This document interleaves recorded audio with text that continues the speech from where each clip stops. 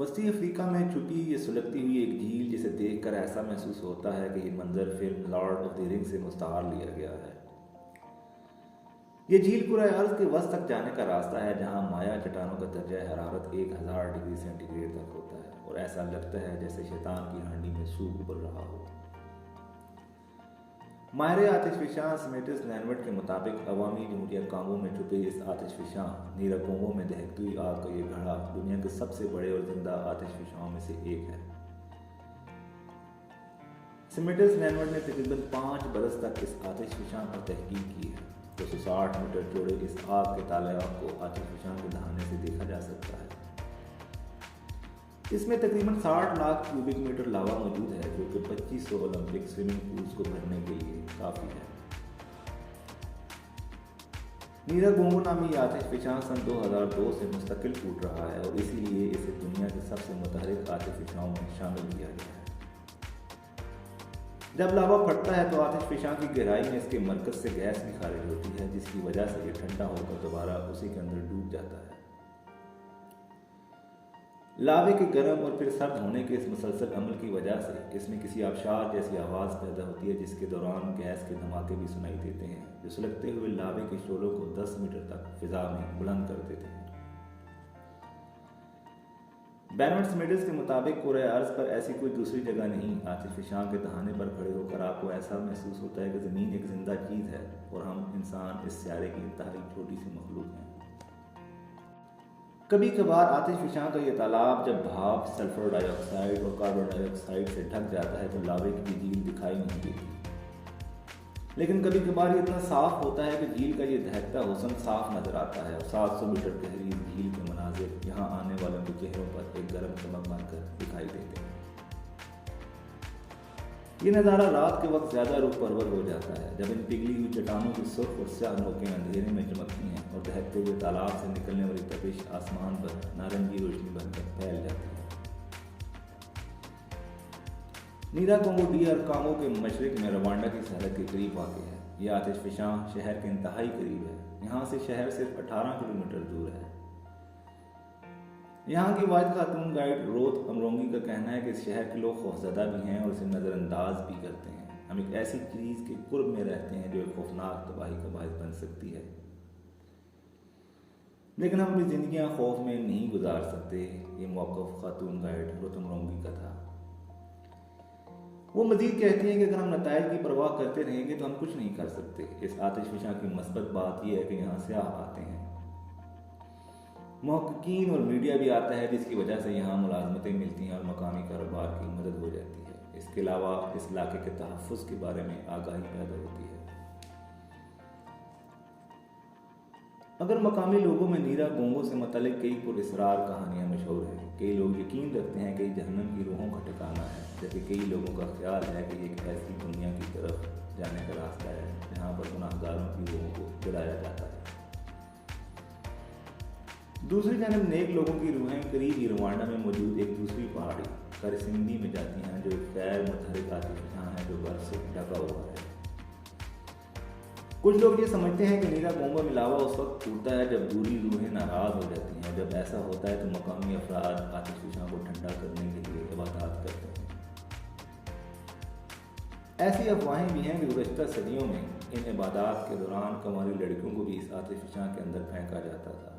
نیراگونگو Congo کی Rwanda اور یوگنڈا کی سرحد کے ساتھ موجود ویرونگا نیشنل پارک میں واقع ہے۔ یہ افریقہ میں قدیم اور حیاتیاتی طور پر متنوع ترین علاقہ ہے، جو اندازاً دنیا بھر کے جنگلی گوریلوں میں سے 1/3 کا مسکن ہے۔ یہاں 8 آتش فشاں ہیں، جن میں سے 2 اب بھی متحرک ہیں۔ یہ تقریباً 30 لاکھ سال قبل کرۂ ارض کی ٹیکٹونکس طاقت کے باعث وجود میں آئے۔ کسی بھی وقت کرۂ ارض پر 5 سے 8 لاوا کی جھیلیں ہوتی ہیں۔ اتنی کم تعداد ایک وجہ سے اس کی تشکیل کے لیے ضروری حالات کا غیر معمولی ہونا ہے۔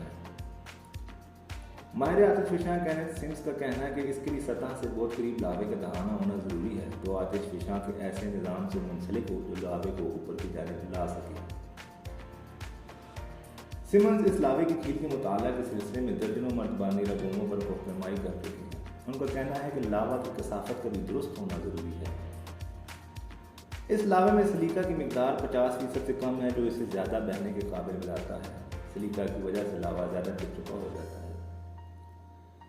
یہ حالات وقت کے ساتھ ساتھ برقرار رکھنا مشکل ہوتا ہے، اسی لاوے کی جھیلیں خاص طور پر نیراگونگو جیسے ہونا بہت نایاب ہے۔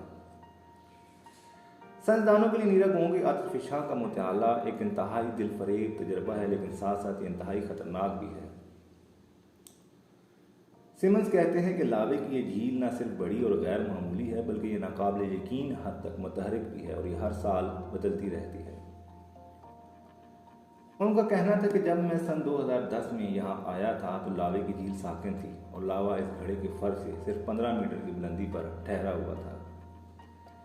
وہ کہتے ہیں کہ مجھے لاوے کو دیکھنے کے لیے لاوے کی چھینٹوں سے بنی عمودی کونوں پر چڑھنا پڑا، جو اتنی گرم تھی کہ میرے جوتوں کے تلوے نرم ہو گئے اور مجھے ہاتھوں کی گرفت مضبوط کرنے کے لیے تھرمل دستانے پہننے پڑے۔ جب اس کے اندر سے نکلنے والی گیسوں کو سطح کو چیرتی ہوئی نکلتی تو ایسا لگتا کہ کسی برتن میں پانی ابل رہا ہو۔ لاوے کے چھینٹے میرے سر سے نیچے جاتے اور واپس میرے سامنے جھیل میں گرتے رہے۔ یہ سب بہت بڑا تھا، شدید سرخ رنگت اور خطرناک حد تک گرمی کے ساتھ یہ انتہائی سحر انگیز تھا۔ نیراگونگو کی چٹان 3470 میٹر بلند ہے اور لاوے کی جھیل تک پہنچنے کے لیے سیاحوں کو کانگو کی سرحد کے پار رواڈا جانا پڑتا ہے اور پھر وہاں سے پہاڑی کی چوٹی تک کو رہنمائی کرنی پڑتی ہے۔ یہ فاصلہ 8 کلومیٹر کا ہے، جس میں تقریباً 1.5 کلومیٹر عمودی چڑھائی ہے۔ چوٹی تک پہنچنے میں 6 گھنٹے لگتے ہیں اور ہائیکرز کو رات وہاں گزار کر صبح واپس نیچے آنا پڑتا ہے۔